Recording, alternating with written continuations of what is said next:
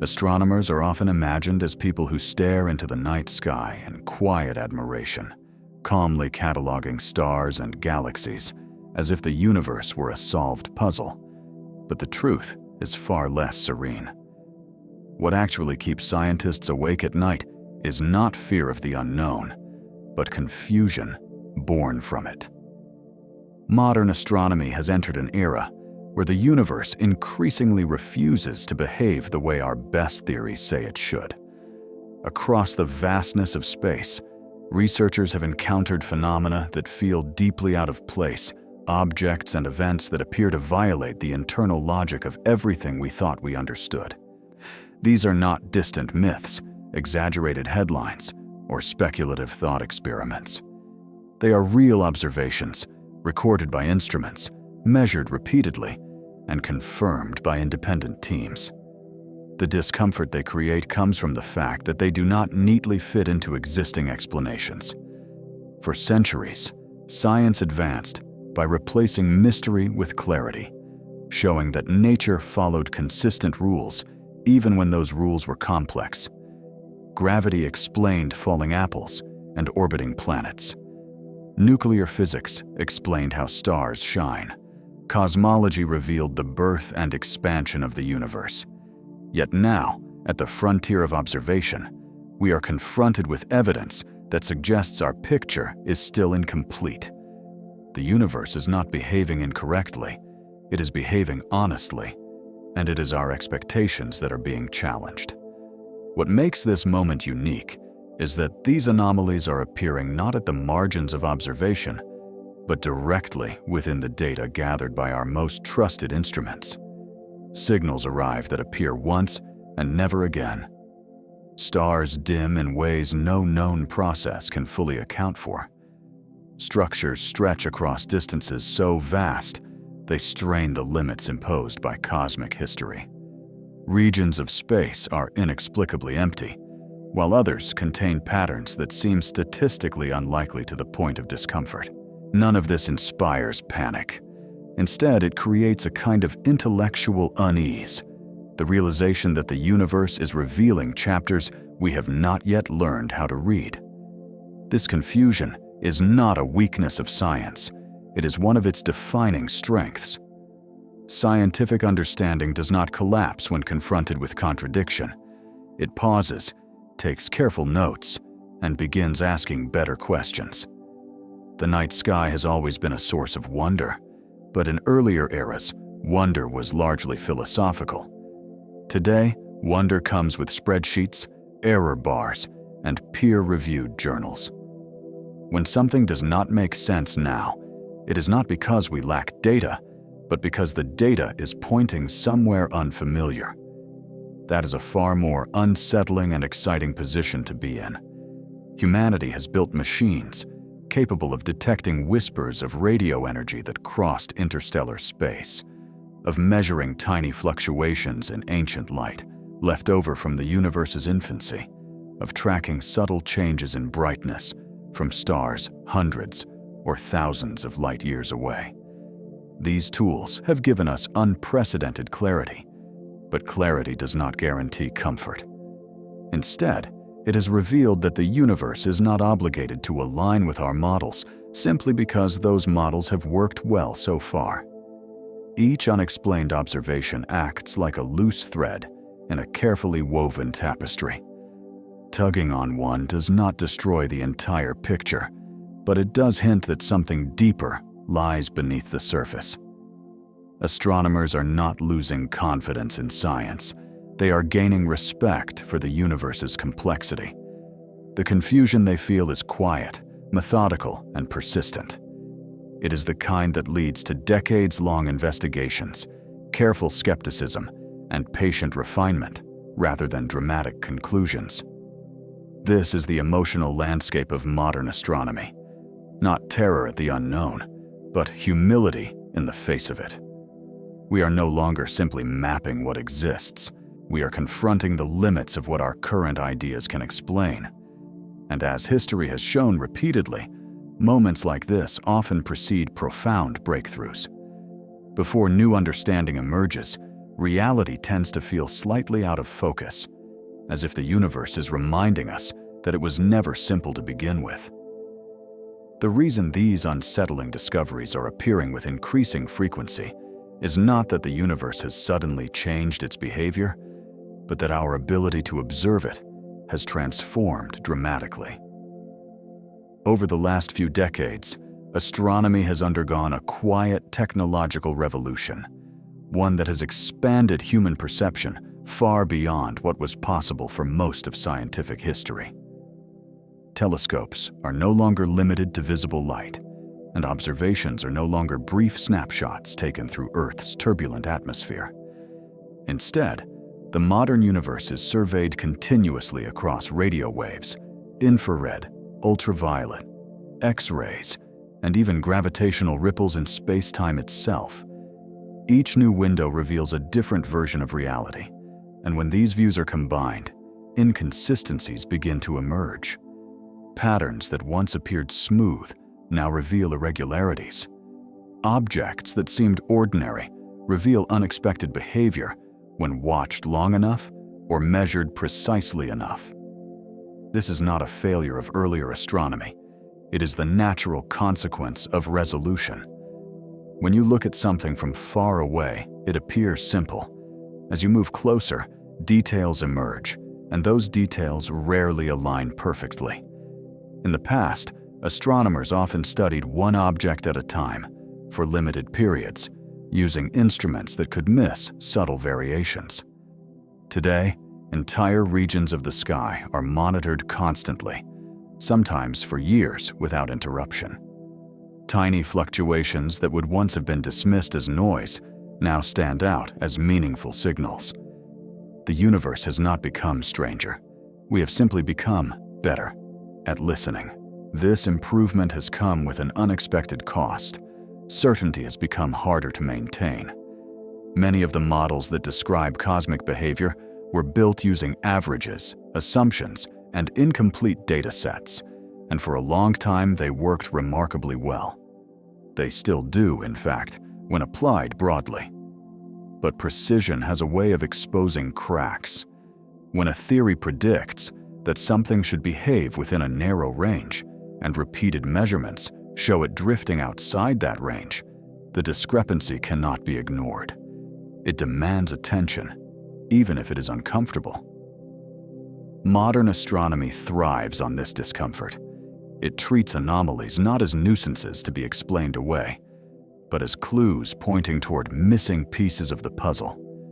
The challenge is that the universe does not present these clues in isolation or in convenient order. Instead, they appear scattered across different scales and environments. A strange signal here, an odd star there, an unexpected structure stretching across billions of light years.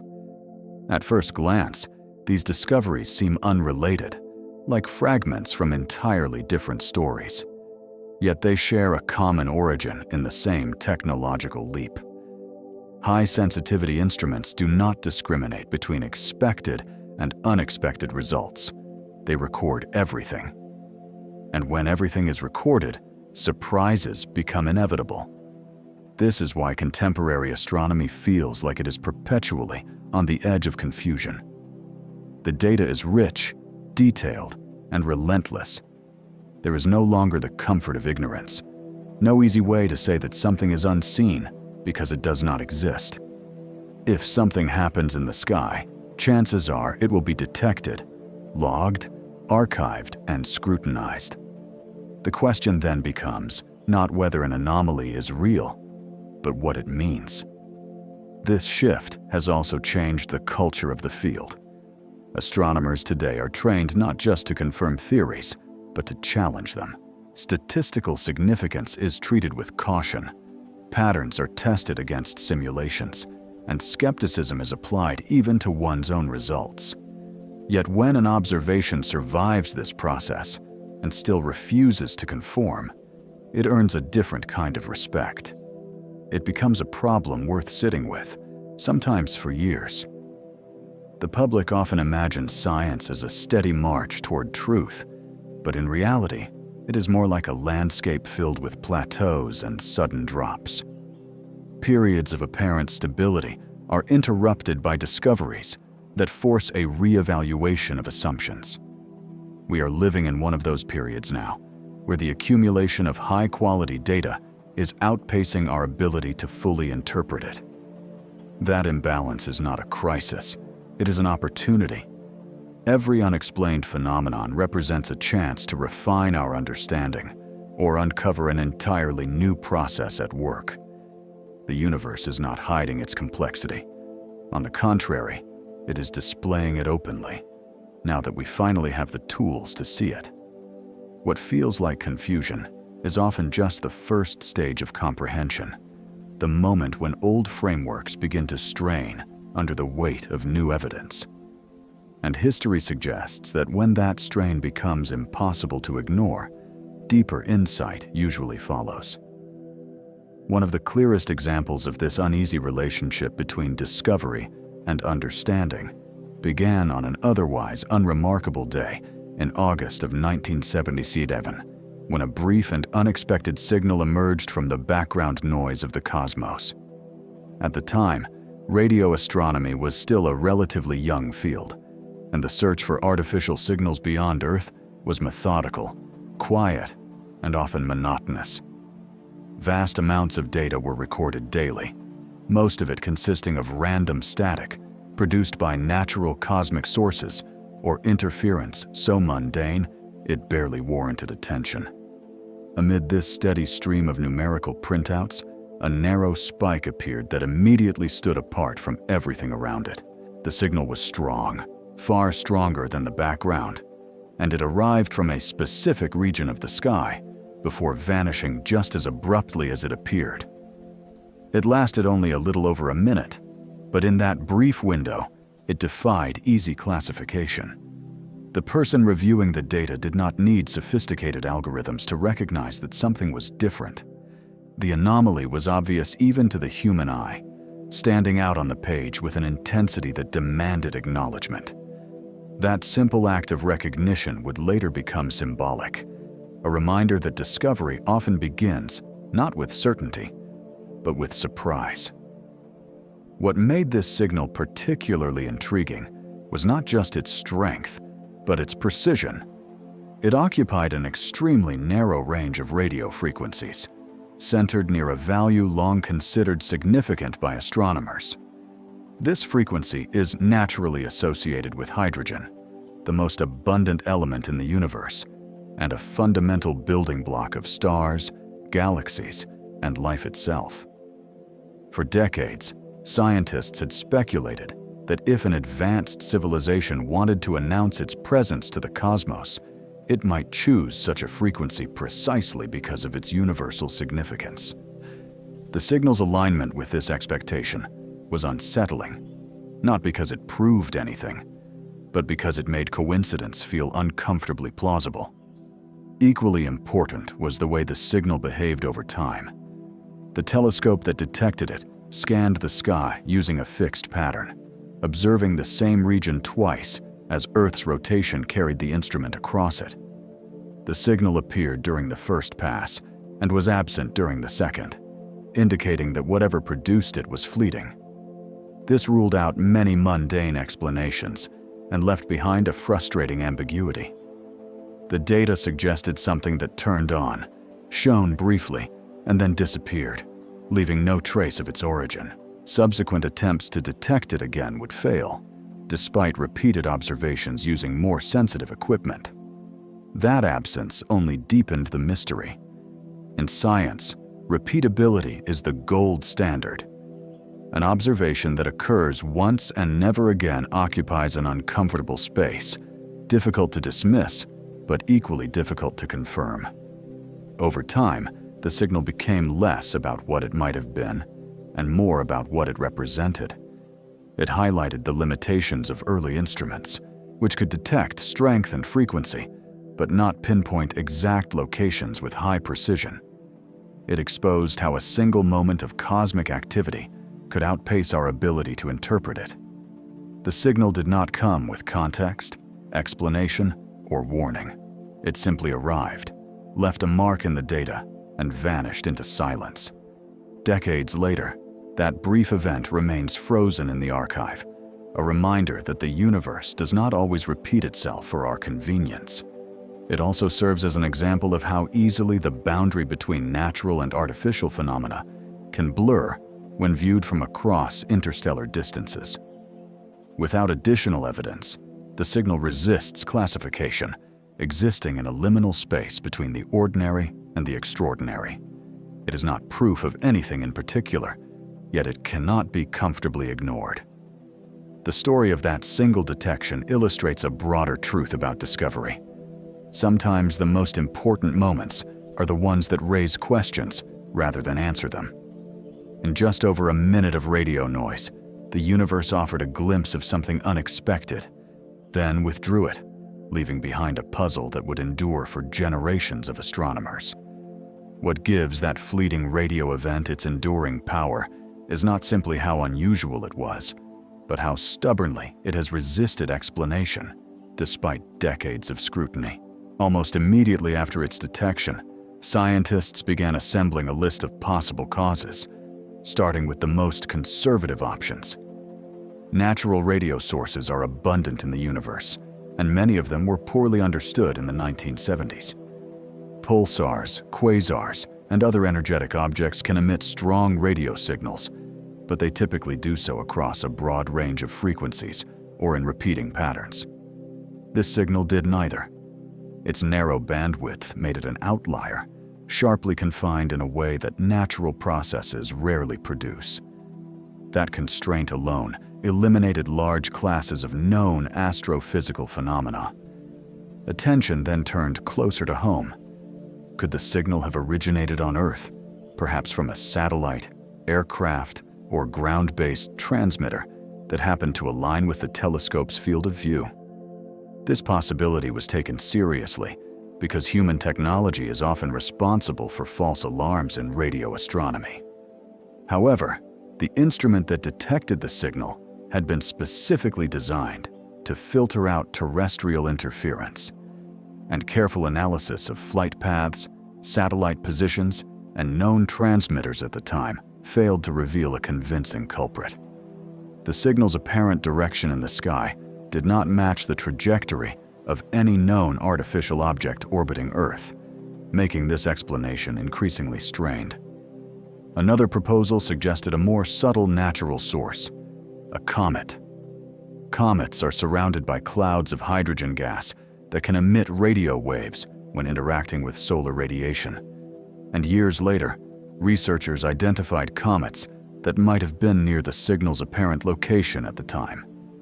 This idea had the advantage of remaining entirely natural, but it introduced new problems. The radio emission expected from cometary hydrogen is typically diffuse and spread over a range of frequencies, not sharply focused into a single, narrow channel. Moreover, follow-up observations of similar comets failed to reproduce anything resembling the original signal. Each explanation solved one aspect of the mystery while creating another, like patching a leak only to discover new cracks forming elsewhere. Inevitably, discussion drifted toward more speculative territory. The idea that the signal could have been artificial, produced intentionally by an extraterrestrial technology, was never the dominant conclusion, but it could not be dismissed outright either. The frequency choice, the intensity, and the narrow bandwidth all aligned uncomfortably well with what engineers on Earth might design if they wanted to be noticed across interstellar distances. Yet this possibility came with its own set of unresolved questions. If the signal were intentional, why was it never repeated? Why transmit once for less than 2 minutes and then fall silent forever? Some imagined a sweeping beacon, like a lighthouse slowly rotating through the galaxy, its beam passing briefly across Earth by chance. Others suggested a transient event, a single experiment or accidental emission, rather than a deliberate greeting. None of these ideas could be tested, and that lack of testability kept them firmly in the realm of speculation rather than conclusion. As years turned into decades, the signal's importance subtly shifted. It was no longer viewed primarily as a candidate message, but as a case study in the limits of interpretation. It highlighted how much context matters in science, and how a single data point, no matter how intriguing, can only take understanding so far. The inability to reproduce the event became as significant as the event itself. In a discipline built on patterns and repetition, one-off phenomena occupy a frustrating gray zone. They are too concrete to ignore and too isolated to explain with confidence. The signal also served as a reminder of how young certain fields still are. Radio astronomy had only been exploring the sky for a few decades when this detection occurred, and the catalog of known radio sources was far from complete. Even today, new classes of transient radio events continue to be discovered, suggesting that the universe is capable of producing brief, intense signals through mechanisms we have not yet fully mapped. From this perspective, the signal may not be extraordinary in origin at all, only extraordinary in timing, appearing before we had the conceptual tools to recognize its true nature. And yet, the possibility that it represented something more has never fully faded. It lingers not as a claim, but as an open question, a reminder that certainty in science is earned slowly and sometimes never arrives.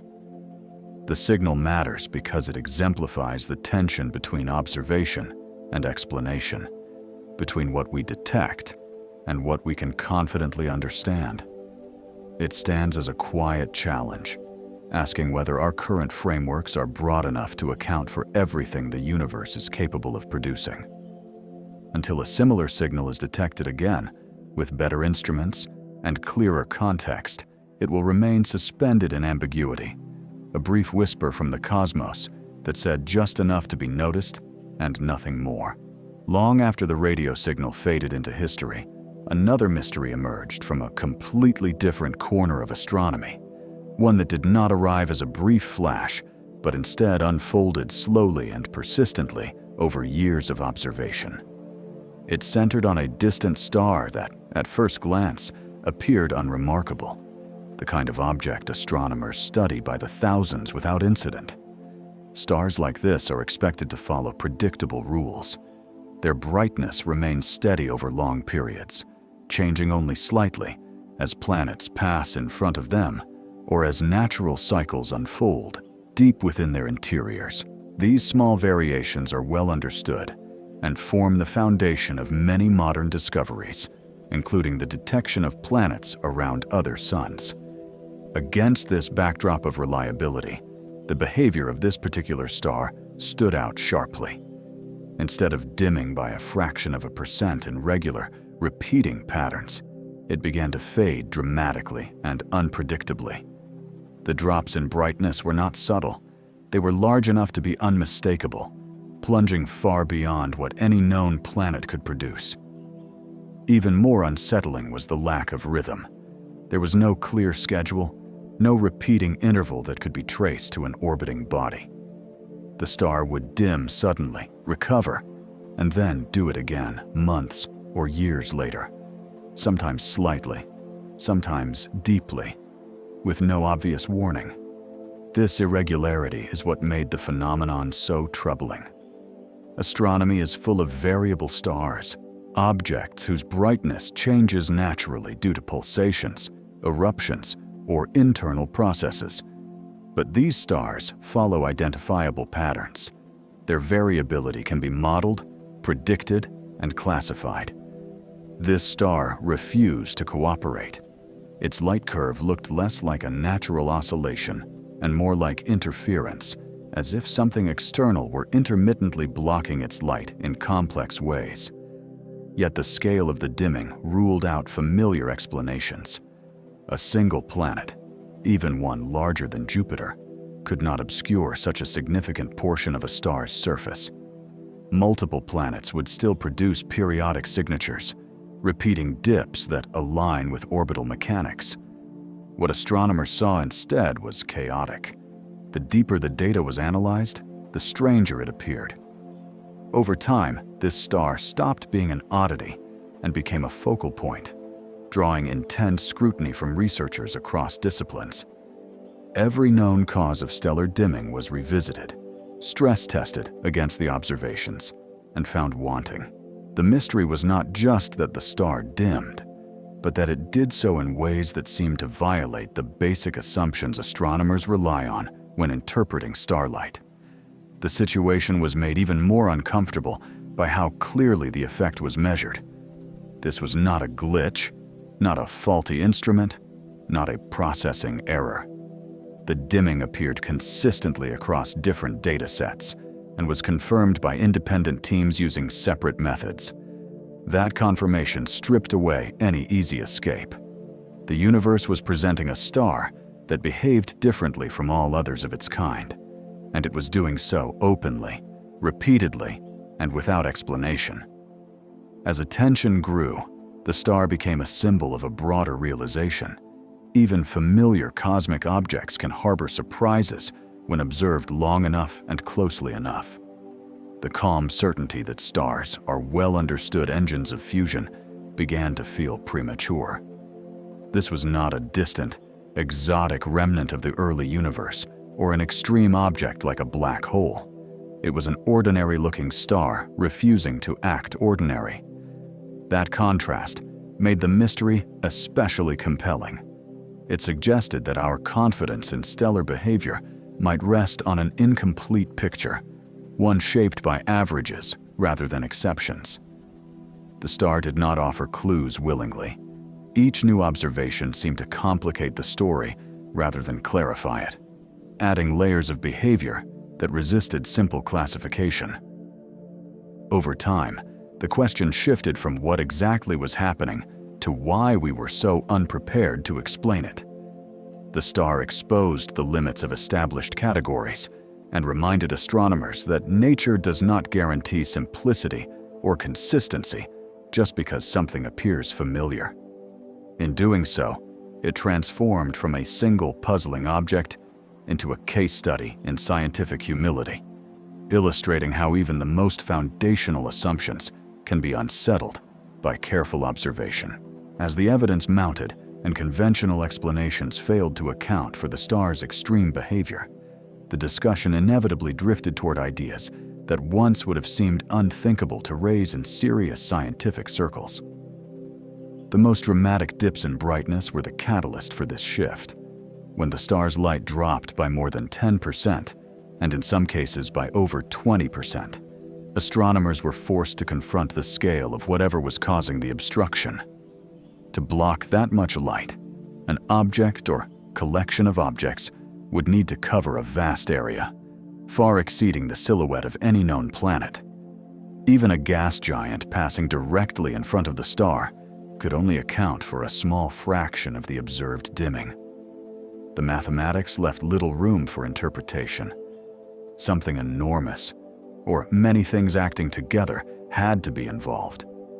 It was in this uncomfortable gap between observation and explanation that a highly speculative idea surfaced, not as a conclusion, but as a measure of how deeply perplexing the data had become.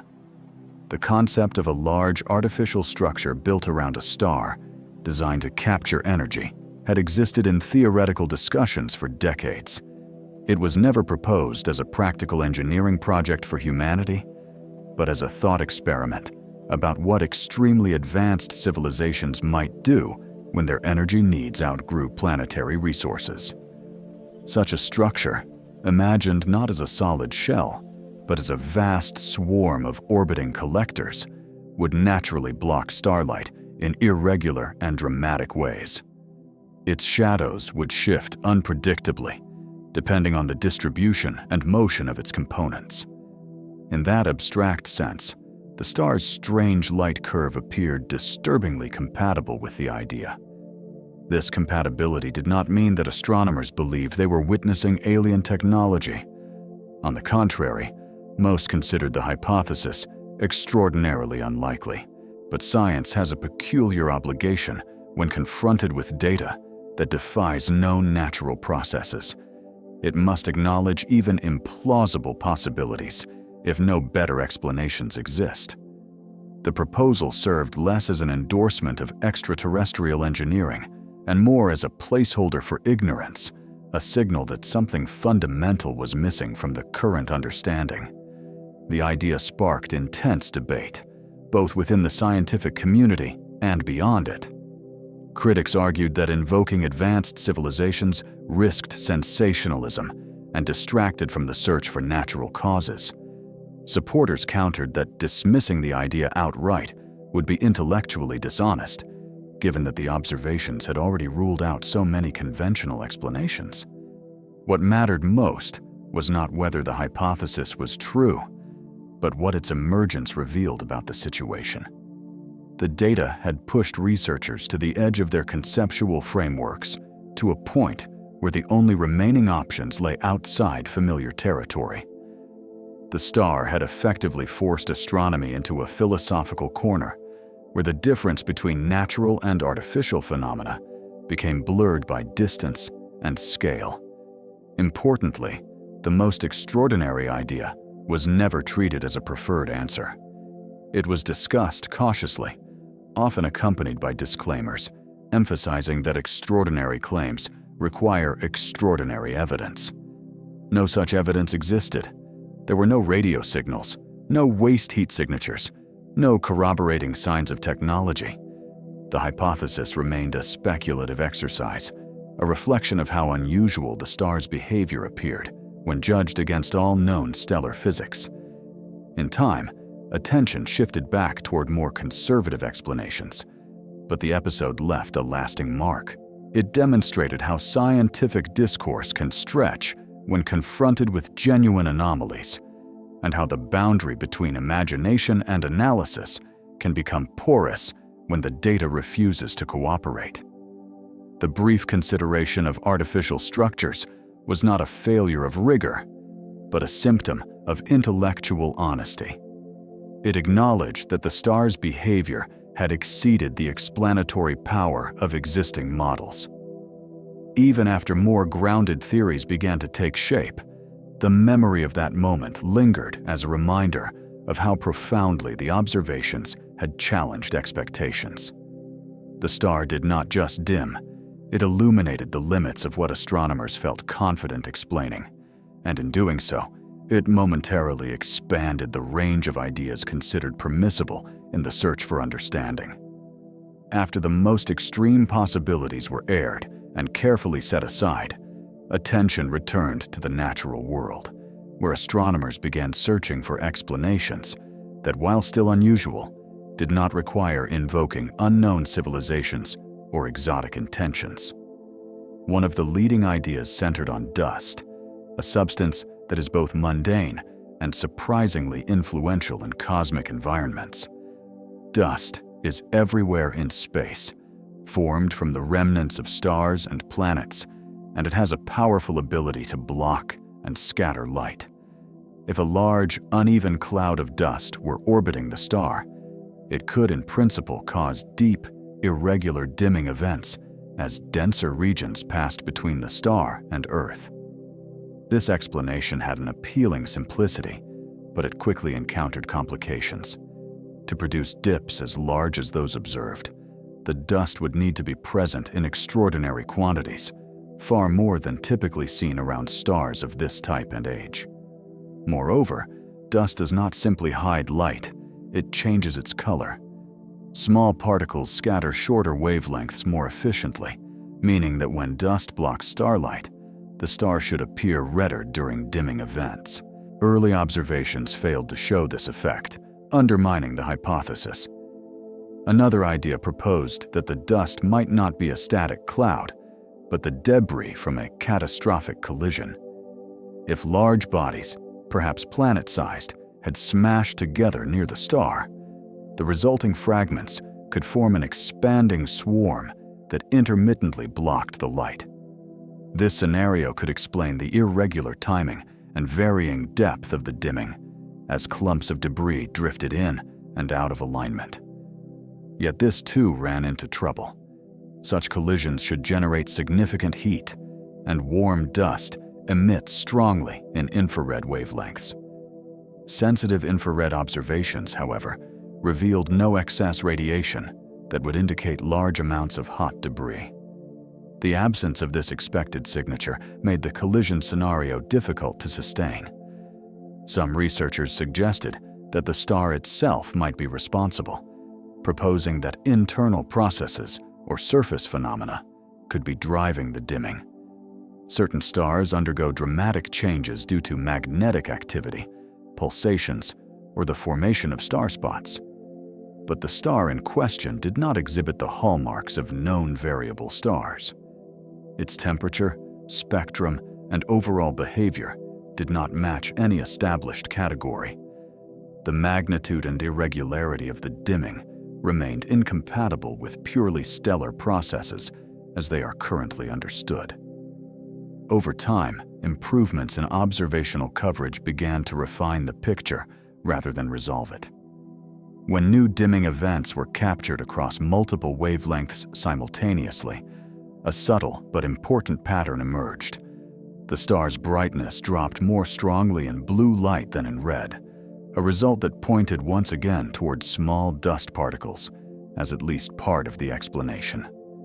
This was a critical clue, suggesting that earlier observations might have missed color changes due to limited data or timing. With this insight, the dust hypothesis regained credibility, but in a more complex form. Instead of a simple cloud, astronomers began considering dynamic, evolving structures composed of fine particles, perhaps produced continuously rather than in a single event. Even so, major questions remained. Where was the dust coming from, and why was it being generated in such large quantities? Why did it appear and disperse in irregular patterns rather than settling into a stable disk? Why did no other known star exhibit the same behavior? Each answer seemed to raise new questions, deepening the sense that something important was still missing.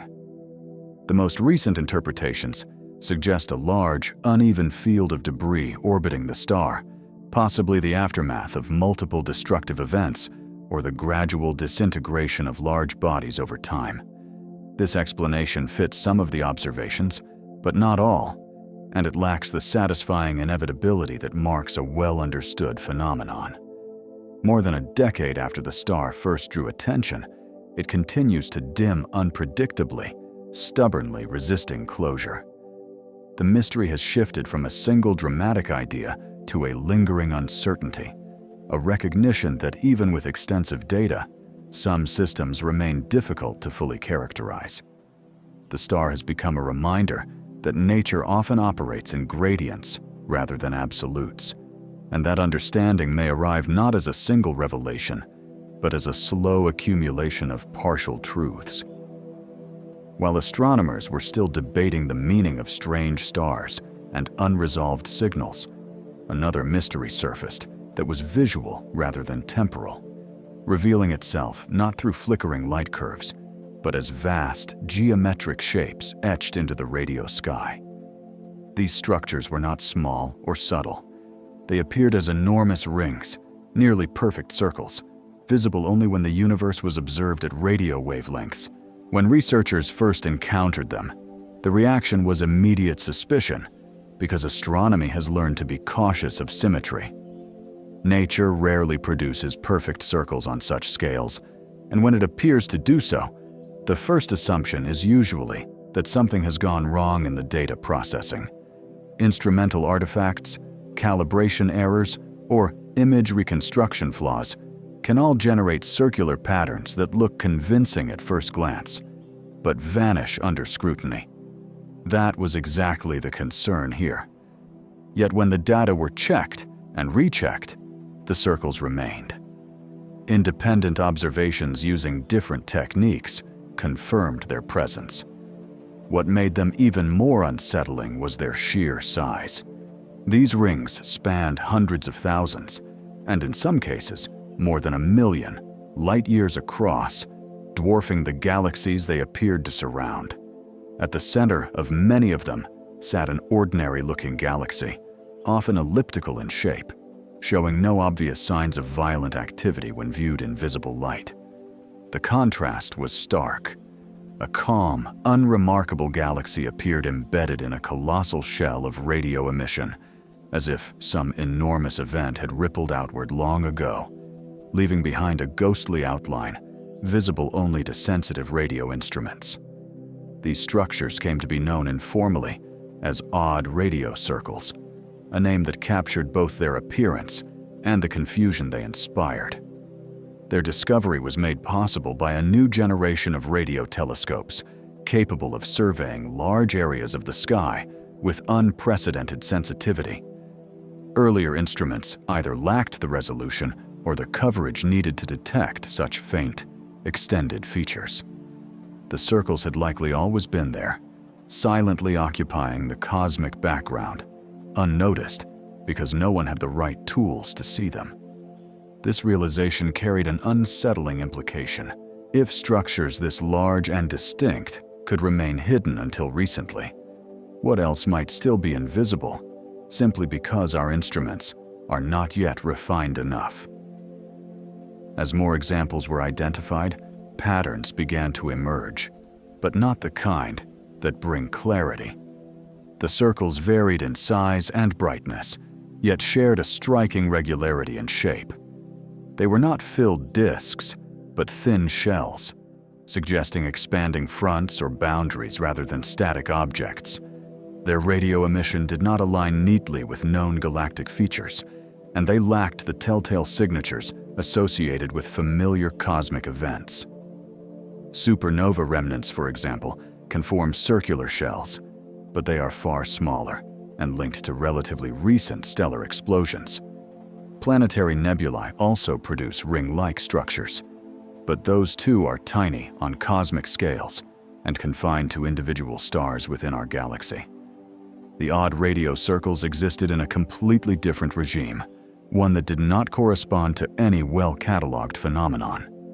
The galaxies at their centers offered few clues.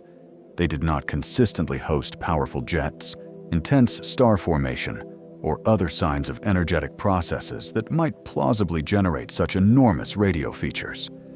Some appeared almost dormant, their radio quietness in stark contrast to the dramatic structures surrounding them. This disconnect between cause and effect deepened the puzzle. The circles seemed to imply immense energies and large-scale coordination, yet their apparent sources looked unassuming. Each new detection reinforced the sense that these were not rare quirks of individual systems, but members of a broader, poorly understood class. And yet they were still rare enough to resist easy statistical treatment, appearing just often enough to demand explanation, but not often enough to reveal clear trends. The discovery of these radio circles added a new layer to the growing realization that the universe contains structures and processes that do not fit neatly into existing categories. They were not violent explosions frozen in time, nor steady emissions from active engines. They appeared instead as echoes, the lingering outlines of something that happened long ago, or perhaps something that unfolds so slowly that it escapes direct observation. In revealing these immense, silent rings, radio astronomy once again demonstrated its power to overturn assumptions, reminding scientists that the cosmos can hide enormous complexity behind familiar appearances, waiting patiently for the right instruments to bring it into view. As researchers tried to place these immense radio circles into a familiar framework, they quickly discovered how poorly they fit into everything already known about galaxies and large-scale cosmic activity. Astronomy is not short on circular or lobed radio structures, but each established category carries distinct signatures that the new observations simply did not match. Radio galaxies, for example, often produce vast lobes as jets of charged particles stream outward from a supermassive black hole at their centers. These lobes can extend for hundreds of thousands of light years and glow brightly at radio wavelengths, but they are typically elongated rather than circular, aligned along a clear axis that points back to an actively feeding black hole. In the case of the odd radio circles, this alignment was missing. The structures were remarkably round, lacking the directional imprint that powerful jets almost always leave behind. Even more puzzling, the central galaxies frequently showed little evidence of ongoing black hole activity. Their cores were quiet, their optical spectra unremarkable, and their radio output faint compared to what would be required to inflate such enormous features. Another possibility was that these circles represented shock waves produced by some kind of explosive event, perhaps a sudden burst of energy from the galaxy's center that expanded outward in all directions. In theory, a massive episode of star formation or a brief but intense phase of black hole activity could drive such a shock, sweeping up surrounding material into a spherical shell.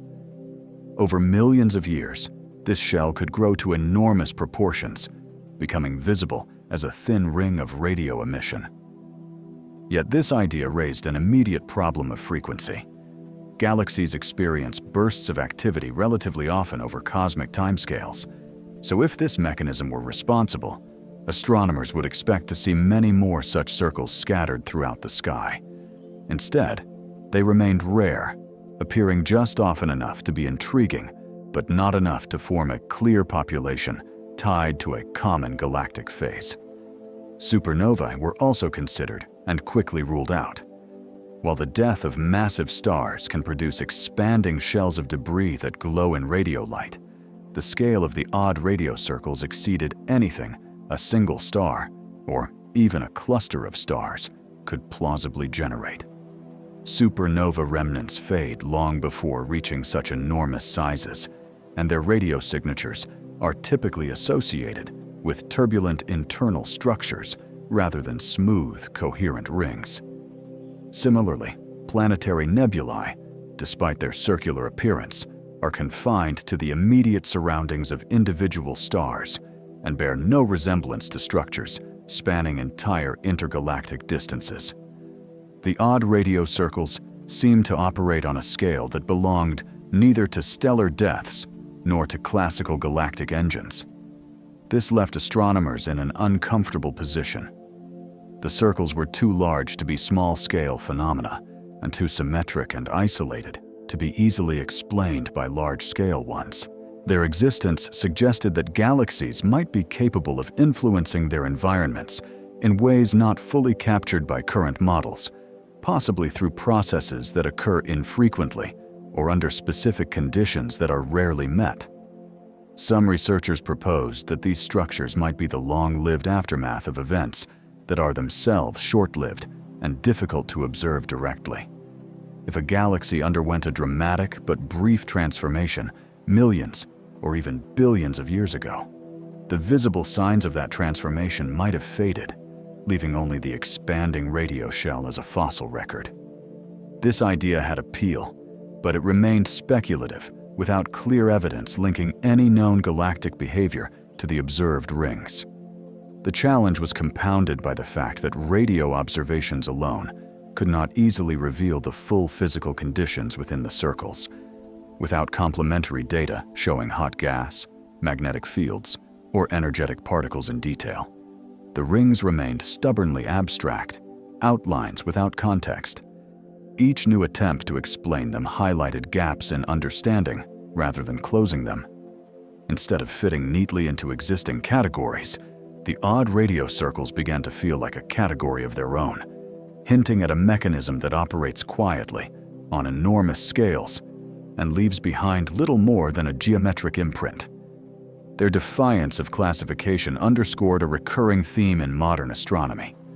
As observational capabilities expand, the universe reveals phenomena that sit uncomfortably between established theories, forcing scientists to confront not just unanswered questions, but entirely new kinds of questions they had not anticipated needing to ask.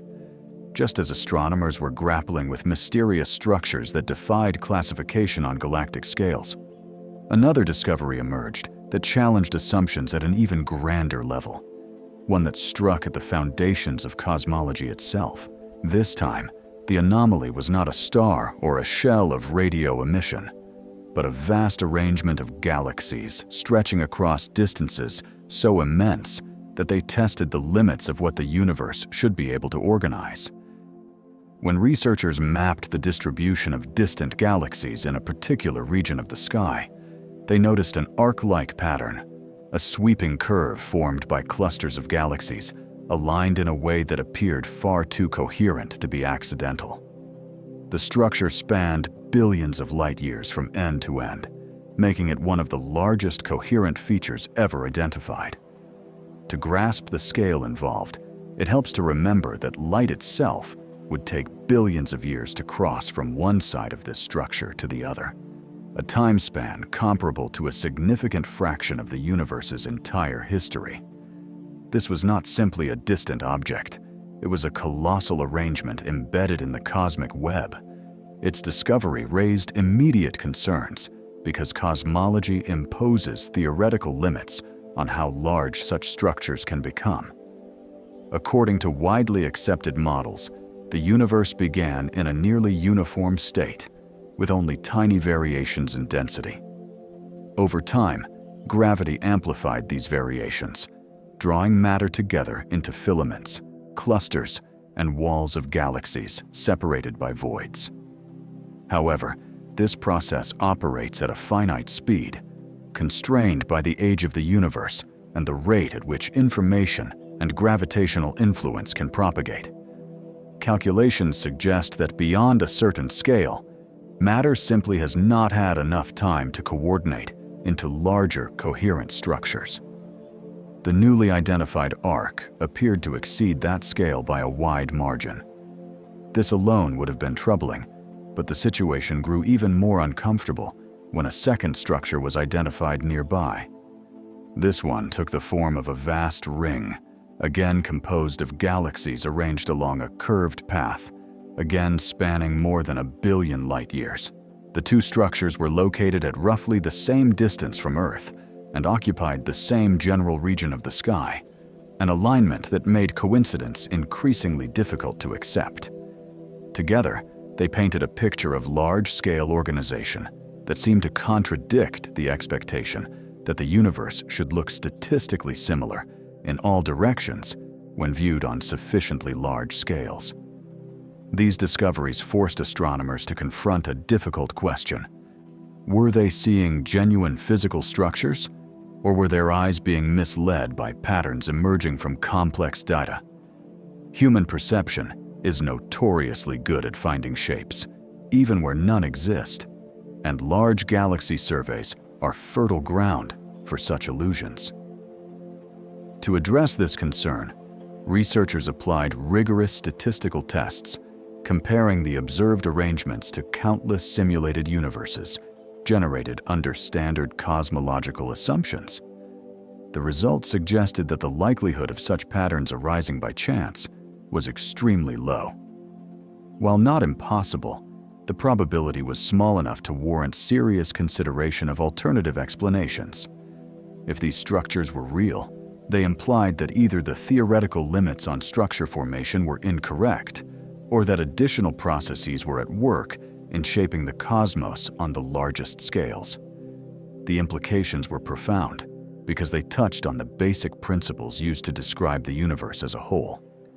Cosmology relies heavily on the idea that, beyond a certain scale, the universe becomes smooth and uniform, with no preferred directions or locations. This assumption underpins models of cosmic expansion, the interpretation of ancient light, and the inference of fundamental parameters like the universe's age and composition. Structures that appear to violate this assumption are not just curiosities. They are potential cracks in the framework itself. As debate continues, some scientists remain cautious, emphasizing the need for independent confirmation and deeper analysis. Others see these immense features as genuine challenges that demand explanation, regardless of how uncomfortable they may be. Whether they ultimately reshape cosmology or fade under closer scrutiny, their discovery highlights how even the largest, most abstract theories remain vulnerable to the quiet accumulation of unexpected evidence.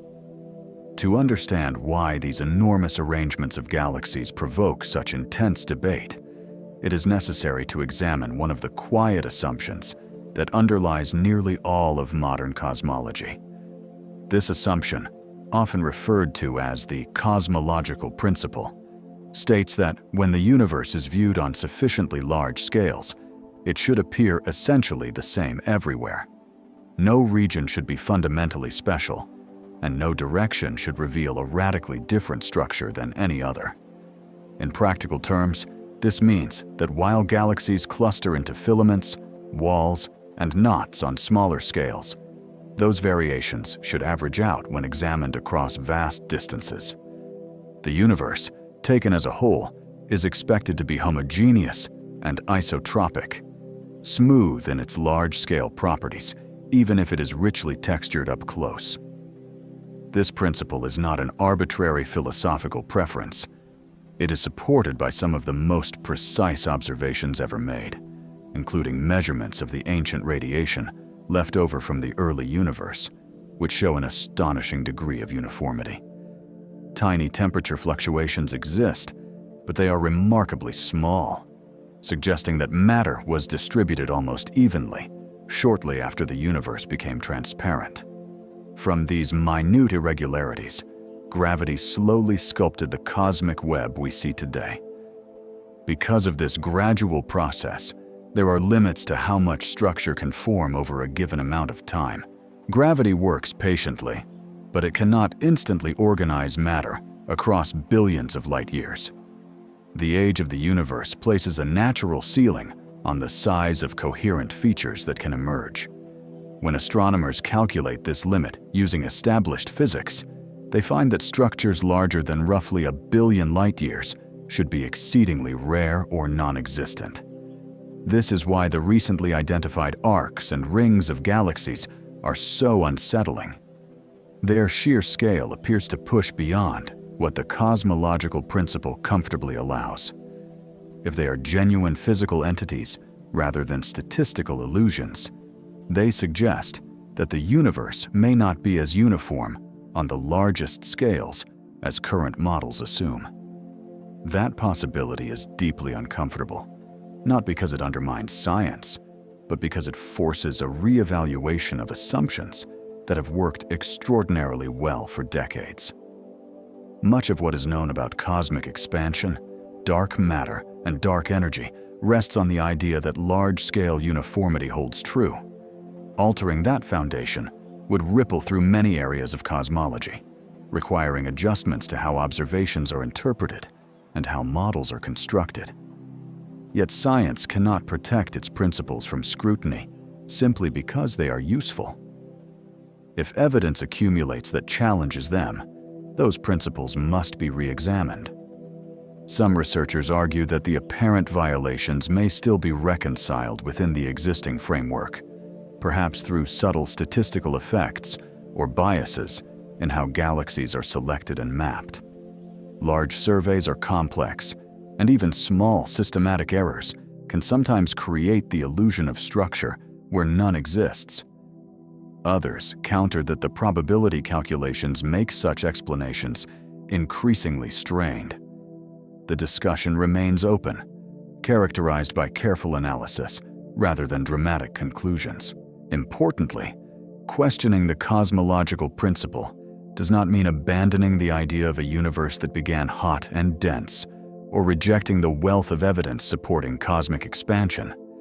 Instead, it would mean acknowledging that the universe's large-scale architecture may be more intricate than a simple smooth average suggests.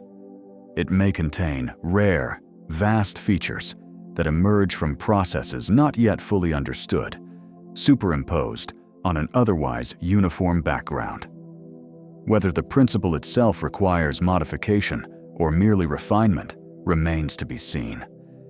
What is clear is that these discoveries have turned an abstract assumption into a testable question. The universe is being asked, directly and empirically, whether it truly looks the same everywhere when viewed from far enough away. The answer, still unfolding, may reveal that even the most trusted foundations of cosmology are provisional, awaiting confirmation from the next unexpected observation. Beyond the challenge posed by structures that seem too large to exist, there is another kind of cosmic anomaly that raises equally unsettling questions, one defined not by excess, but by absence. In the vast web of galaxies that fills the universe, matter is not distributed evenly. Instead, it traces out a complex network of filaments and clusters surrounding enormous regions where relatively little exists. These regions, known as voids, are a natural outcome of gravitational evolution, places where matter drained away over billions of years toward denser surroundings. Most voids are tens of millions of light-years across and are considered ordinary features of the cosmic landscape. However, one particular void stands apart because of its sheer scale and emptiness. This region spans hundreds of millions of light-years, forming a volume so large that it challenges intuitive expectations about how matter should be distributed. Based on average cosmic density, this space should contain thousands of galaxies. Instead, only a few dozen have been identified within it, leaving most of the region startlingly empty. The discovery of this vast void was initially met with skepticism.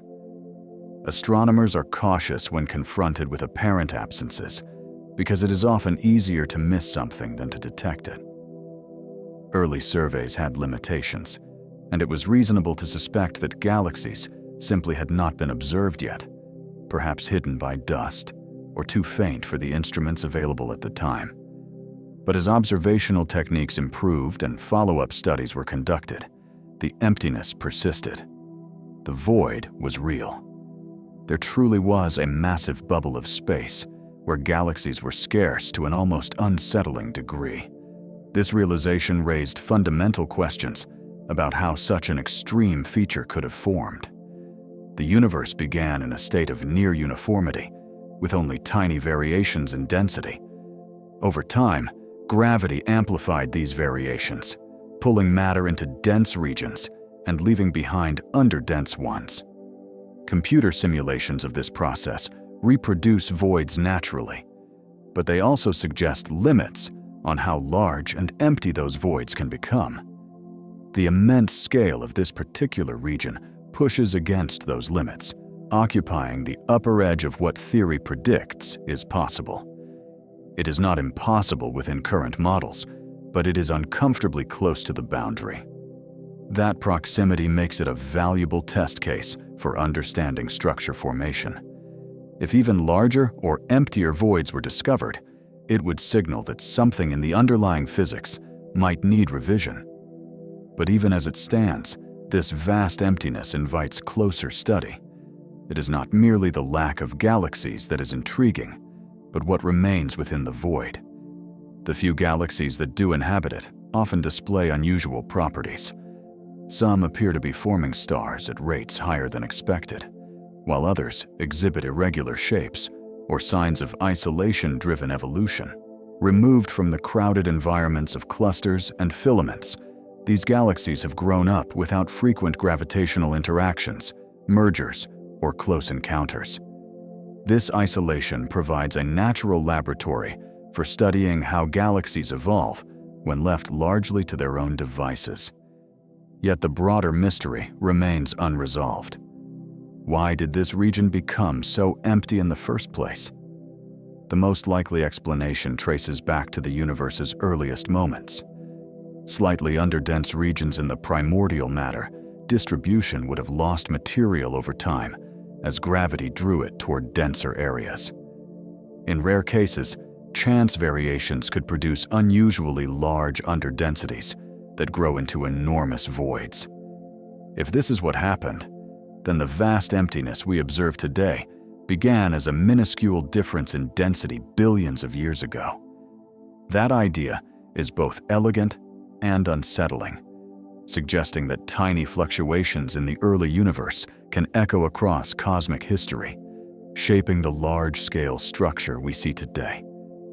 The void stands as a reminder that absence can be just as informative as presence, revealing how sensitive the universe is to its initial conditions and how extremes, even when rare, can emerge naturally from simple beginnings. What makes this immense region of near emptiness even more compelling is not only its size, but the strange character of the few galaxies that manage to exist within it. In the crowded parts of the universe, galaxies rarely live quiet lives. They are constantly influenced by their neighbors, pulled and stretched by gravitational forces, bombarded by streams of gas, and occasionally smashed together in mergers that radically reshape their structure. Over billions of years, these interactions leave clear fingerprints, altering star formation rates, distorting shapes, and triggering bursts of activity around central black holes. Inside a vast void, however, those influences are largely absent. A galaxy born in such isolation evolves under very different conditions, shaped almost entirely by its own internal processes. Observations of the galaxies scattered through this enormous empty region suggest that isolation does, in fact, matter. Some of these galaxies retain large reservoirs of gas that would likely have been stripped away in denser environments, allowing them to continue forming new stars long after similar galaxies elsewhere have slowed or stopped. Others show unusual asymmetric shapes, as if their evolution followed paths rarely seen in more crowded neighborhoods. Without frequent encounters to stir them, compress gas, or trigger mergers, their histories unfold quietly, sometimes preserving features that would otherwise be erased. This makes them invaluable to astronomers, because they offer a glimpse of how galaxies might evolve in something closer to pristine conditions. Studying them is like running a natural experiment that the universe itself set up, comparing life in isolation to life in community. Yet even these insights do not fully resolve the deeper question of why the void exists in the first place. While simulations show that voids emerge naturally from gravitational evolution, the extreme scale of this one remains difficult to ignore. It appears to represent a statistical outlier, a rare outcome of the random fluctuations that seeded the universe's structure. That rarity is precisely what makes it useful. By examining the most extreme examples, scientists can test whether their models truly capture the full range of cosmic behavior, or whether subtle physical effects have been overlooked. The void also influences its surroundings in ways that are still being explored. Matter does not simply vanish from an underdense region. It flows outward, contributing to the growth of nearby filaments and clusters. Over time, this movement can subtly affect the dynamics of galaxies near the void's edges, stretching structures and altering velocities. In this sense, emptiness is not passive. It plays an active role in shaping the cosmic web, guiding the large-scale motion of matter through gravitational gradients. The void's existence thus resonates beyond its boundaries, affecting regions far larger than its sparse interior might suggest. On a more philosophical level, such an extreme absence challenges intuitive expectations about balance and symmetry in the universe. It reminds us that cosmic structure is not evenly distributed, and that extremes, both of density and emptiness, are part of the same underlying process. The few lonely galaxies drifting through this vast expanse are not anomalies to be dismissed, but witnesses to a different evolutionary path, one that unfolds far from the bustling intersections of the cosmic web. By studying them, astronomers gain insight not only into how galaxies change when left alone, but into how the universe amplifies tiny initial differences into dramatic outcomes over billions of years. The void stands as a quiet counterpoint to massive clusters and giant structures, illustrating that the story of the cosmos is written as much in its empty spaces as in its crowded ones. Long before galaxies formed, before stars ignited and planets took shape, the universe left behind a faint but powerful record of its earliest moments, a kind of cosmic fossil that still surrounds us today. This relic is the cosmic microwave background, the afterglow of a time when the universe was young, hot, and dense. Roughly 380,000 years after the Big Bang, the universe cooled enough for charged particles to combine into neutral atoms, allowing light to travel freely for the first time. The photons released at that moment have been journeying through space ever since, stretched by cosmic expansion into microwaves and arriving at Earth from every direction almost uniformly. When scientists first measured this ancient light, they were struck by how remarkably smooth it was. Its temperature varies by only tiny amounts across the sky, differing by mere fractions of a degree. Those minute variations are not noise. They encode information about the earliest density fluctuations that would later grow into galaxies and clusters. Because of this, the cosmic microwave background has become one of the most important tools in cosmology, a snapshot of the universe at an age when structure had barely begun. Yet within this near-perfect uniformity lies a feature that has refused to fade into statistical insignificance, a large region of the sky that appears noticeably colder than expected. This area, often referred to as the cold spot, stands out because of both its size and its depth. It spans a region far larger than most temperature variations and is significantly cooler than the surrounding background. In a dataset defined by subtlety, this anomaly is impossible to ignore. When it was first identified in detailed maps of the cosmic microwave background, scientists assumed it might be a fluke, a chance alignment of small fluctuations that happened to overlap. But as measurements improved and independent observations confirmed its presence, that explanation became less satisfying. Statistical analysis suggests that such a large, coherent cold region is unlikely to occur randomly, though not impossible. The probability is low enough to raise eyebrows, but high enough to keep debate alive. This ambiguity places the cold spot in a frustrating middle ground, neither clearly meaningful nor easily dismissed. Its existence challenges cosmologists because it touches the deepest assumptions about the early universe. According to standard models, the temperature fluctuations in the cosmic microwave background should follow a well-defined statistical pattern rooted in simple physical processes. Most deviations fit neatly within this framework, behaving exactly as predicted.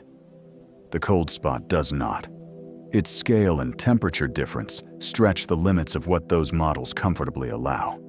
That tension has prompted a wide range of proposed explanations, each attempting to reconcile the anomaly with known physics. Some suggest that the cold spot may not be a primordial feature at all, but the result of something that happened much later, as the ancient photons passed through large-scale structures on their way to Earth.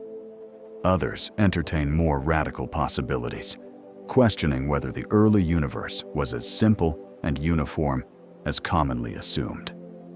What makes the cold spot particularly compelling is that it sits at the intersection of observation and theory. It is not an obscure detail buried in noisy data, but a prominent feature visible in some of the most carefully analyzed maps ever produced.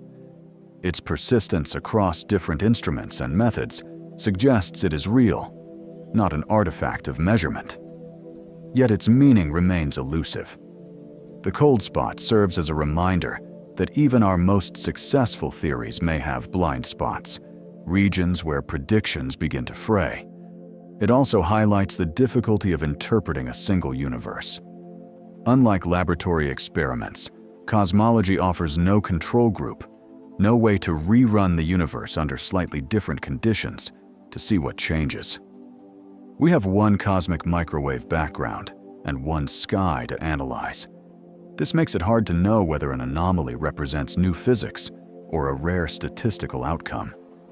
The cold spot, therefore, has become less about finding a definitive answer and more about understanding the limits of certainty. It underscores how a single unexpected feature can provoke decades of debate, not because science is failing, but because it is operating at the edge of what observation and probability can comfortably resolve. Attempts to explain this anomalous region in the ancient radiation have led scientists down several very different paths, each illuminating a different possibility, and each falling just short of providing a fully satisfying answer. One of the most grounded explanations points toward large-scale structure in the more recent universe, rather than exotic conditions at the beginning of time. As the cosmic microwave background photons travel toward us, they pass through enormous regions of space, filled with galaxies, clusters, and voids. According to well-established physics, these structures can subtly alter the energy of passing photons through a process linked to cosmic expansion. If a particularly large void lies along the line of sight, photons entering it lose energy while climbing out of a gravitational well and do not fully regain that energy as the void expands during their journey. The result is a slight cooling effect imprinted on the background light. Observations have indeed revealed a sizable underdense region in roughly the same direction as the cold spot, lending credibility to this idea. However, detailed calculations suggest that even such a void would only account for a fraction of the observed temperature difference. To fully explain the cold spot, the void would need to be far larger and emptier than anything conclusively detected so far. This mismatch leaves the explanation plausible, but incomplete. Other researchers have explored more speculative territory, asking whether the cold spot could be evidence of something fundamentally new. One proposal suggests that it might be the scar left by an interaction between our universe and another, arising from scenarios in which multiple universes form and evolve alongside one another. In certain versions of inflationary theory, space undergoes rapid expansion in a way that can produce separate bubble universes. If two such bubbles collided early in cosmic history, the event could leave an imprint in the cosmic microwave background, potentially appearing as a large, anomalous region of different temperature. While this idea is undeniably dramatic, it is also extremely difficult to test. There is no independent evidence for such collisions, and the cold spot alone cannot serve as definitive proof. Still, the fact that serious scientists are willing to consider such explanations speaks volumes about how resistant the anomaly has been to conventional interpretation. A more conservative possibility is that the cold spot is simply an unlikely but natural outcome of random fluctuations. In any statistical distribution, rare events occur.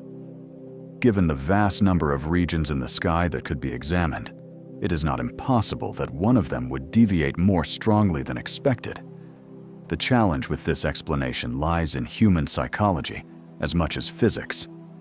It is deeply unsatisfying to attribute a prominent, coherent feature to chance, especially when it appears so distinct. Yet, probability does not forbid discomfort. With only one universe to observe, scientists cannot determine how often such anomalies should appear by repetition alone. This limitation makes it hard to draw firm conclusions, forcing cosmologists to balance caution against curiosity.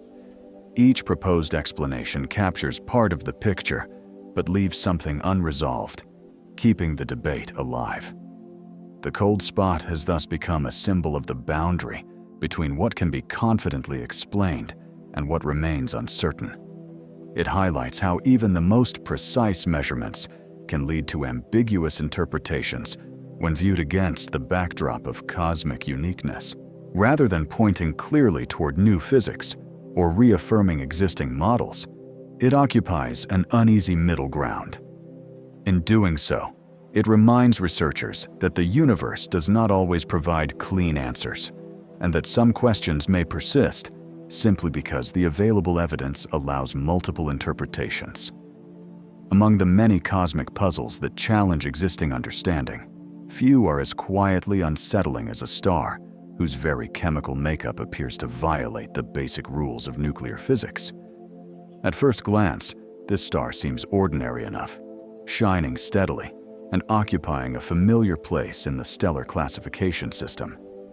Its mass, temperature, and brightness fall within expected ranges, offering no immediate hint that anything unusual is happening beneath its surface.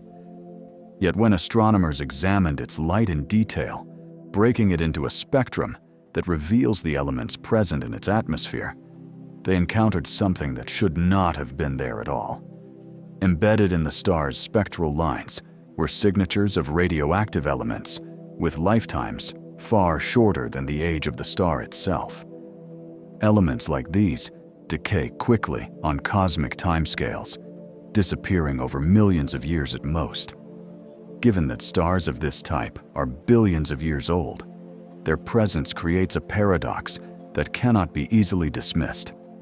In normal stellar evolution, heavy elements are forged in the hearts of stars or during explosive deaths, then dispersed into space and incorporated into later generations of stars.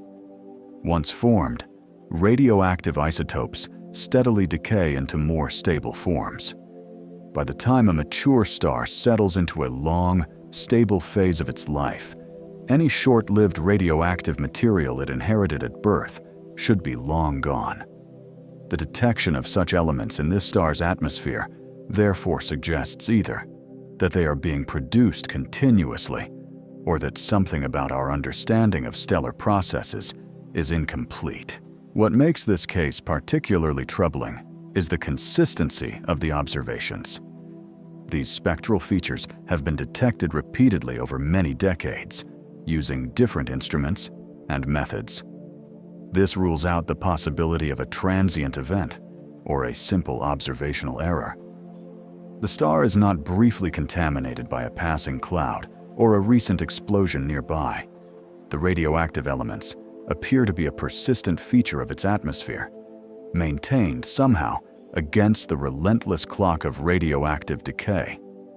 This persistence forces astronomers to confront uncomfortable questions. How could a star generate or retain such elements?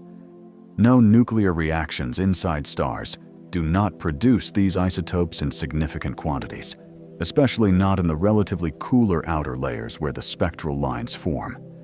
Transporting material from deeper regions would require mechanisms that current models do not support. The situation becomes even more puzzling when considering the star's overall chemical profile. In addition to radioactive elements, it exhibits unusually high concentrations of rare elements that are scarce in most stars. These peculiar abundances suggest that complex processes are at work, sorting elements in ways that defy straightforward explanation. Magnetic fields and radiation pressure can influence how elements move within a stellar atmosphere. But even these effects struggle to account for the full pattern observed. Some researchers have ventured into highly speculative territory, proposing that the star might contain extremely heavy elements beyond those commonly found in nature. In certain theoretical models, such super-heavy nuclei could exist in relatively stable configurations and decay slowly, replenishing the observed radioactive elements as intermediate products. While intriguing, this idea rests on physics that has not been confirmed experimentally and remains firmly hypothetical. Despite decades of study, no explanation has emerged that resolves all aspects of the mystery without introducing new problems. The star remains a standing challenge, a reminder that even the well-established field of stellar astrophysics can be confronted with anomalies that resist assimilation. Its strange chemistry does not announce itself dramatically. It simply persists, quietly contradicting expectations and waiting for an insight that has yet to arrive. As scientists have wrestled with the implications of this star's impossible chemistry, the range of proposed explanations has expanded, each attempting to preserve known physics while accounting for observations that seem to sit just beyond its reach. One line of thought suggests that the answer may lie not in exotic new reactions, but in subtle processes operating within the star's atmosphere. Certain stars are known to be chemically peculiar, displaying extreme overabundances or deficits of specific elements due to the interplay of radiation pressure, gravity, and strong magnetic fields. In such environments, some elements can be pushed upward, while others sink, creating stratified layers where unusual compositions emerge. This mechanism can explain many odd abundance patterns seen in similar stars, but it struggles when confronted with radioactive elements that should not exist in any layer for long. Even if such elements were somehow concentrated at the surface, they would still decay away unless continuously replenished. Another idea proposes that the material might be coming from outside the star. If the star were part of a binary system, matter from a companion such as a white dwarf or neutron star could, in theory, fall onto its surface, delivering freshly synthesized radioactive material. This scenario would require clear evidence of orbital motion or other signatures of a companion's presence. Extensive observations, however, have failed to reveal such signs. The star's motion through space appears steady and unperturbed, offering no hint of a massive partner lurking nearby. Without that evidence, external contamination remains an unlikely explanation. Faced with these difficulties, some researchers have turned to the most speculative possibility: that the star harbors forms of matter rarely, if ever, encountered elsewhere in the universe. In theoretical nuclear physics, there is the concept of an island of stability, a region of the periodic table where superheavy elements might exist with relatively long lifetimes. If such elements were present within the star, they could decay slowly over time, producing the observed radioactive isotopes as byproducts. This idea is alluring because it offers a way to sustain short-lived elements without violating decay laws. Yet it also pushes the boundaries of established knowledge. Superheavy elements have been created in laboratories on Earth, but they decay almost instantly. The existence of naturally occurring, long-lived superheavy nuclei remains unproven. Relying on them to explain stellar chemistry therefore feels like building an explanation on top of another mystery. The star's behavior thus occupies an awkward space between the known and the hypothetical. It does not outright contradict physics, but it strains it in uncomfortable ways. Each proposed mechanism can account for part of the puzzle, yet none can address all of it without invoking assumptions that lack independent support. This has led some astronomers to wonder whether the anomaly lies not in the star itself, but in the interpretation of the data. Could there be subtle errors in how spectral lines are identified or modeled? Could unknown atmospheric effects distort the signals in ways that mimic the presence of radioactive elements? These questions are taken seriously, but repeated analyses have so far reinforced the original conclusions rather than undermined them. Decades of observation have produced consistency rather than clarity. The star remains chemically unique, a solitary outlier in an otherwise well-behaved population. Its existence serves as a reminder that even mature fields of science can encounter phenomena that resist tidy explanation. Progress here is slow and methodical, marked by incremental advances rather than dramatic breakthroughs. Researchers continue to observe, model, and debate, aware that resolving this puzzle may require either a subtle refinement of existing theories or the acceptance of entirely new ones. Until then, the star stands as a quiet challenge to confidence, an example of how nature can reveal gaps in understanding without offering immediate clues on how to close them. The list of cosmic oddities grew longer when, for the first time, astronomers realized they were witnessing an object that did not belong to our solar system at all. This visitor announced itself not through light or radiation, but through motion, following a trajectory that immediately marked it as foreign. Objects bound to the sun move in predictable paths, their orbits shaped by long-term gravitational relationships. This one did not. Its path traced a steep, open curve, indicating that it had arrived from interstellar space and would leave just as quickly, never to return. The discovery triggered an urgent scramble, because such opportunities are fleeting. The object was already racing away, and there would be only a short window to study it before it faded beyond detection. What astronomers learned during that brief encounter was both fascinating and deeply confusing. The object's brightness fluctuated dramatically as it tumbled through space, suggesting an extreme shape.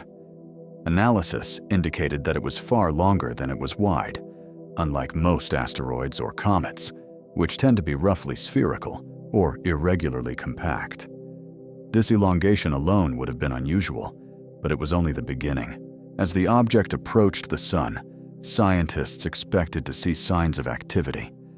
Comets, when warmed by sunlight, release gas and dust, forming glowing comas and tails.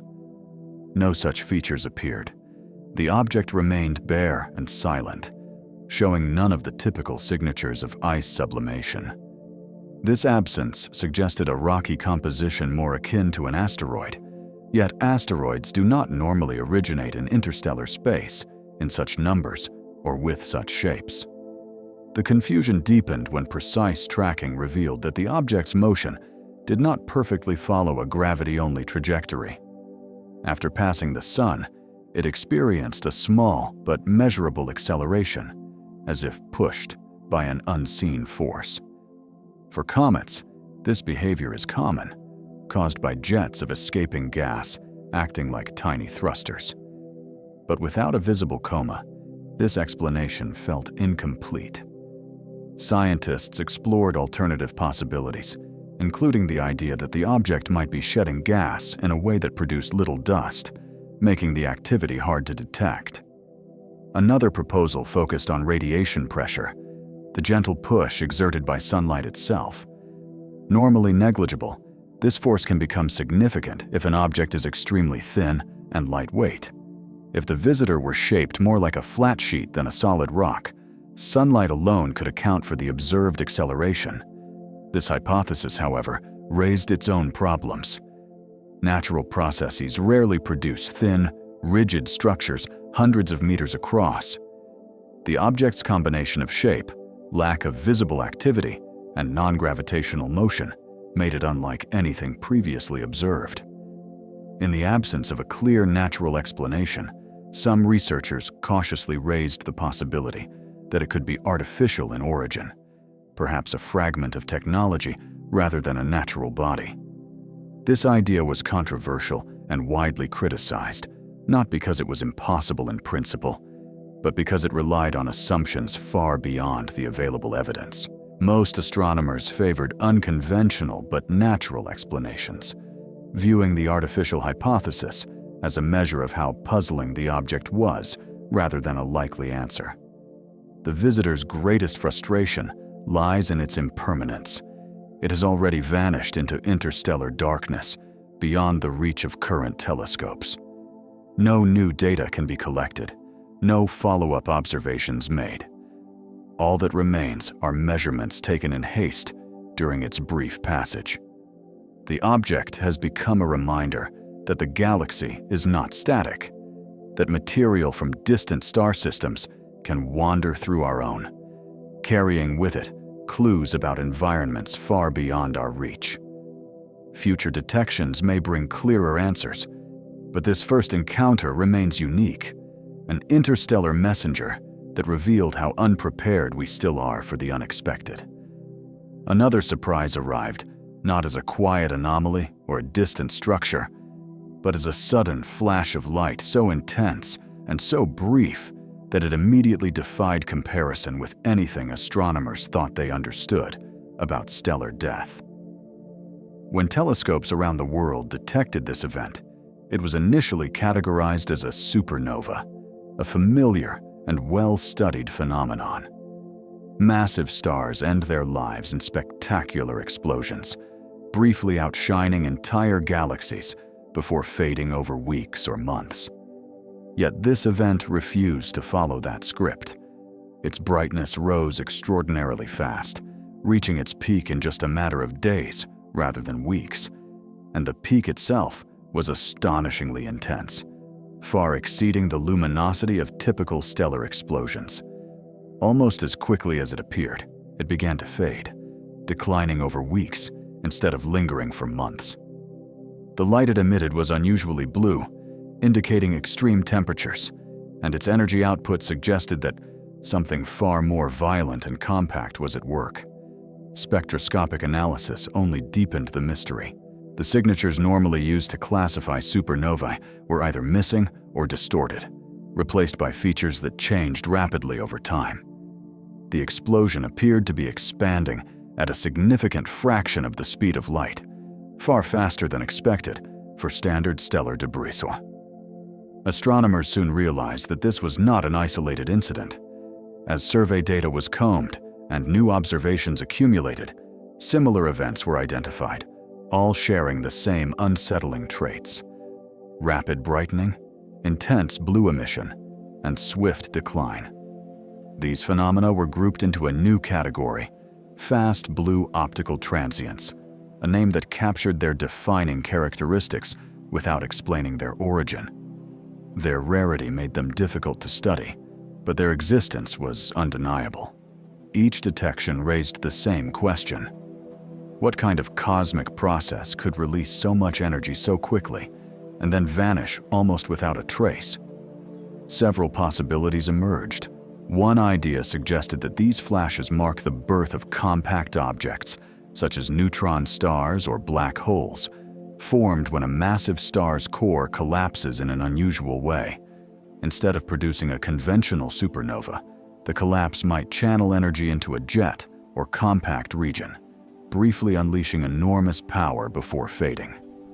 Another proposal involved stars being torn apart by black holes, a process known to generate bright flares, though typically on much longer timescales. Variations on this scenario involving smaller black holes or dense stellar remnants could potentially explain the speed and intensity of the events. Collisions between compact objects were also considered, as such encounters could release vast amounts of energy in a short burst. Yet each hypothesis struggled to account for all observed features simultaneously. The speed, brightness, and spectral evolution seemed to demand a combination of extreme density, rapid energy release, and efficient radiation, a combination not easily achieved in existing models. These transients forced astronomers to confront the possibility that stellar death comes in more forms than previously recognized. For decades, the classification of supernovae had grown increasingly detailed, giving the impression that explosive stellar phenomena were largely understood. The appearance of these fast, luminous flashes disrupted that sense of completeness. They suggested that nature still harbors mechanisms capable of surprising even seasoned observers, mechanisms that operate at the edges of known physics. Each new detection adds a piece to the puzzle, but the overall picture remains incomplete. These events stand as a reminder that even in areas thought to be well mapped, the universe can reveal entirely new behaviors when watched closely enough and often enough, challenging assumptions and expanding the boundaries of what astronomers consider possible. When all of these discoveries are placed side by side, a larger pattern begins to emerge, not one of answers, but of direction. A radio signal that appeared once and never returned, a star that dims in ways no other star does, immense circular structures visible only in radio light, galaxy arrangements that seem too vast to exist, an enormous region of near emptiness, a cold scar imprinted on the oldest light in the universe, a star whose chemistry contradicts nuclear expectations, a visitor from another star system that defied classification, explosions that rise and fade faster than theory predicts, and an ancient star that appears uncomfortably old. On the surface, these phenomena seem unrelated, scattered across different scales and domains of astronomy, each with its own context and complications. Yet together, they tell a coherent story about the current state of human understanding. They reveal a universe that is not neatly wrapped up by existing models, but one that continues to expose the edges of what we know whenever observation becomes precise enough. None of these mysteries imply that science is broken. On the contrary, they exist precisely because science is working as intended, measuring carefully, questioning assumptions, and refusing to ignore inconvenient data. Each anomaly represents a moment where reality diverges from expectation, forcing a pause and a reconsideration. History shows that such moments are often the precursors to deeper insight. Before gravity was fully understood, planetary motion contained irregularities. Before relativity, the behavior of light resisted explanation. Before the discovery of dark energy, the universe's expansion behaved in a way no one anticipated.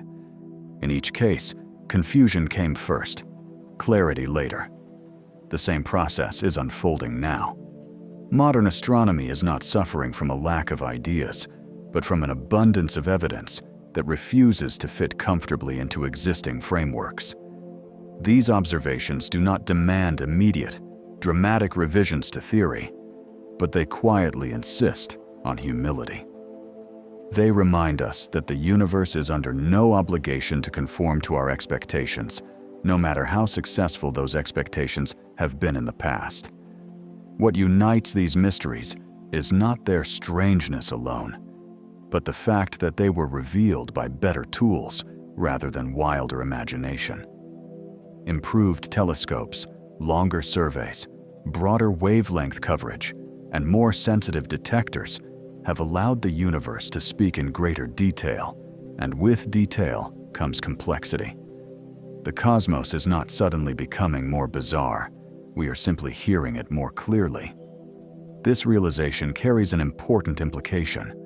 There are almost certainly other phenomena waiting to be discovered that will feel just as unsettling when they first appear. Some will eventually be explained as rare, but natural outcomes of known processes. Others may require refinements to existing theories or the development of entirely new ones. A few may remain unresolved for generations, serving as reminders that knowledge advances unevenly. This uncertainty is not a flaw to be eliminated, but a condition to be accepted. Science progresses not by claiming completeness, but by identifying its own limits and pushing against them. These cosmic puzzles invite patience rather than urgency, careful thinking rather than premature conclusions. They also offer perspective. Humanity has been seriously studying the universe for only a few centuries, a blink of an eye compared to cosmic time.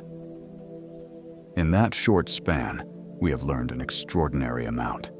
Yet it would be astonishing if we had already uncovered all of nature's rules. The presence of unresolved mysteries is not discouraging. It is reassuring. It means discovery is still ongoing, that the universe still has something to teach us. Each unexplained observation is an open door, not a dead end. Whether these mysteries eventually converge into a single deeper insight or remain distinct chapters in a larger story, they affirm the same truth. The cosmos is richer, more subtle, and more surprising than any one generation can fully grasp. To observe it carefully is to accept that confusion and wonder often arrive together, and that within that tension lies the engine of progress.